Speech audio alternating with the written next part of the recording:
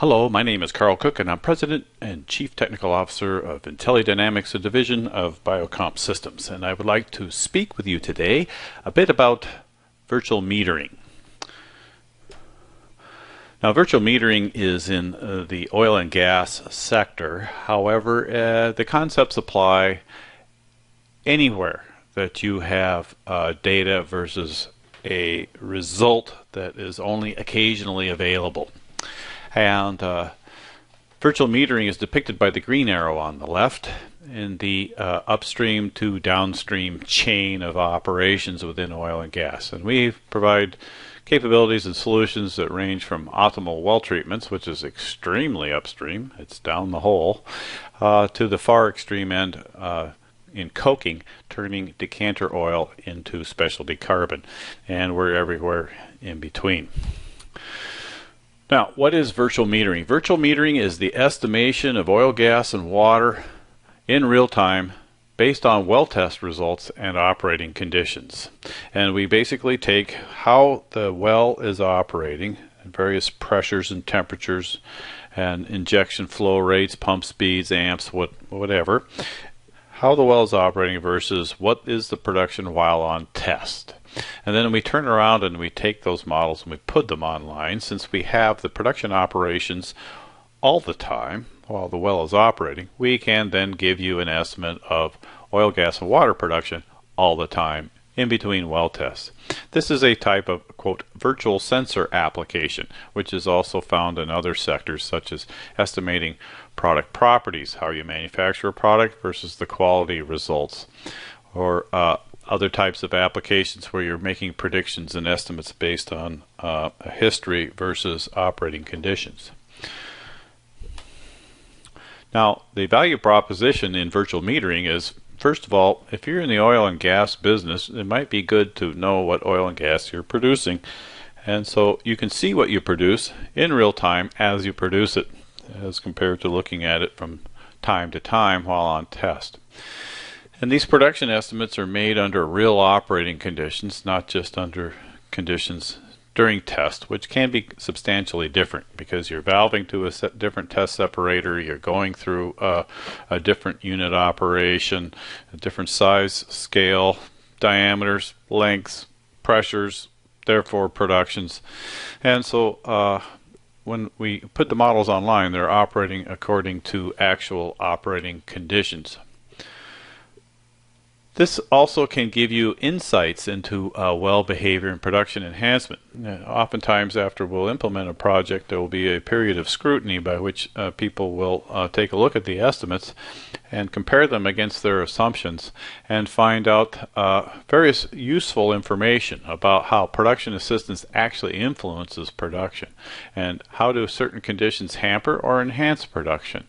That certain assumptions about theoretical relationships are found to be conditional and not actually consistent. And so there's a great deal of learning that can be had from providing virtual metering technologies. You can also see the interactions between wells. How do wells influence each other? If I make a change over here, how does that impact that well over there?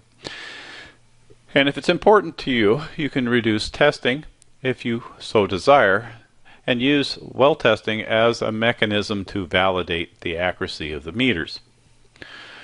And also, by having real-time estimations of production by well, and if you have the sum of the production coming off of a platform meter or other larger scope, you can back allocate that platform meter back to the individual wells in real time so that you can have not just a production allocations every 24 hours, say at midnight or 3 in the morning, but you can have production allocations every 3 minutes. So whichever frequency that you so desire. So that may be a benefit to you as well. Now generally we implement systems that fall into Class A and Class B accuracy. How good are these virtual meters? Well, to get the best of the best, you need to implement Class A models. Those are accurate to greater than 95%, and the process conditions data are available in real time. And when the wells are on test, the process exhibits significant response so that we can get the relationships and put them into the models. And so that would be typically a multi-rate test where you're actually physically manipulating the process while on test. And the resulting models that come out of that are usually predictive. In other words, they can be used to give forward-looking estimates. And in fact, those models are so good, they might be able to be used for model predictive control of the wells or platform. And generally, the system is auto-calibrating to online performance data. That is, the Intellect system, the software that this is running in, is actually monitoring your process and detecting when a well test is initiated and concluded, and gets the data and compares it against the estimates that were made for that well, and then auto recalibrates the model so that you don't have to. And so this autonomous processing is an aspect of Class A and also Class B models. Class B is where, again, the process conditions are available online, but the significant difference is that we use well test data historically, be it as it may. There's no multi-rate testing. It's just, you just take a history of well tests and you build models. And that's usually good for making decisions and maybe making some advisory control suggestions. In other words, you don't close the loop on the process with a Class B model, but you might give a suggestion to an operator that perhaps opening the choke while decreasing lift gas will actually increase your production. So some examples of a Class A versus Class B models. At the top is in the center is a 5-well platform that shows that the predicted and the estimated while on test follow each other very closely, and they are the models can actually follow the detail of the variance of the production. And we also threw up another example in another application context, another sector, which is power plant NOx. It follows very closely. Class B models, on the other hand, they don't try to get every variation of the meter, but generally trend through the various levels of production. Now, what do you need in terms of data? First of all, a lot of people will ask, well, how many well tests do I need? Well, it doesn't matter how many well tests. If you have one multi-rate well test, that may be sufficient. So it's not a matter of quantity, it's quality that's more important. What is the information content? And so that's something that we just have to take a look at on a case-by-case, well-by-well, phase-by-phase basis. In terms of instrumentation that may be required, you may we can work with primarily surface measures. That's normally sufficient. So there may be flow tubing header pressures and temperatures, flow line pressures, choke position, casing pressure, gas injection, pump rates, other assist measures. Of course, you need a test separator meter so that we know the process conditions versus the production. And if you're doing allocations or reconciliations to a platform, then you'll need a platform production meter. So what's a model? A model is where we take process conditions on coming in, and then we have estimates of oil, gas, and water production while on test coming out. And usually we build a model for each phase. So each well, each phase has a separate model, because oil, gas, and water are not necessarily correlated with each other on any given well. That the oil production may be going up while the gas is going down, or gas may be rising while oil is dropping. So we build individual models by well and by phase. Now that the data coming in, it doesn't need to be accurate. That sounds kind of funny, but what it needs to be is repeatable, so that it doesn't matter what the pressure is, it's a matter of when the process is at that pressure, you get the same number. Coming out, of course, accuracy is important because we want to estimate the oil precisely as best as we can. terms of IT requirements, we need data in real time, so that could be from OSI Soft Pi, which is very common in the oil and gas, or GE FANUC. We have our own historian that we can use. We also could use data that coming from OPC from a control system. You need a network to put a computer on, either 32, 64-bit, and it be multi-core, multi-CPU box, because we make use of multiple threads and multi-core technologies. At least 4 gigabytes of RAM. That's pretty common. And we have security along with Windows security for securing the system.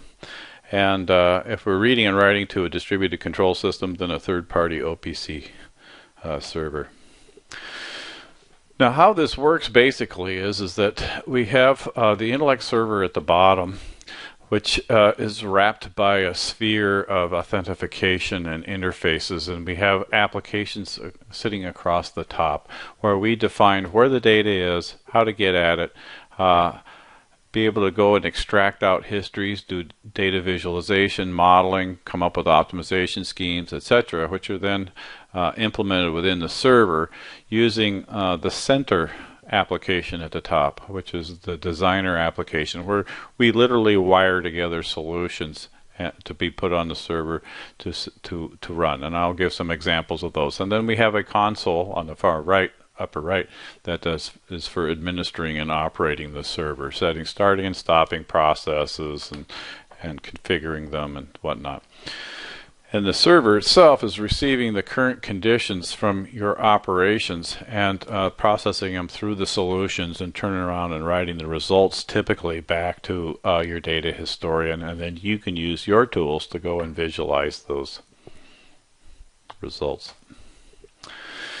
And what we're manufacturing here is information products from raw data. And internally within the Intellect 3 server, the technology, the software that we're using, we literally have basically a manufacturing process that takes raw data, processes it through, cleans it, filters it, looks for well tests, makes decisions, does various operations, and passes through these steps to generate the estimates for water, gas, and oil production.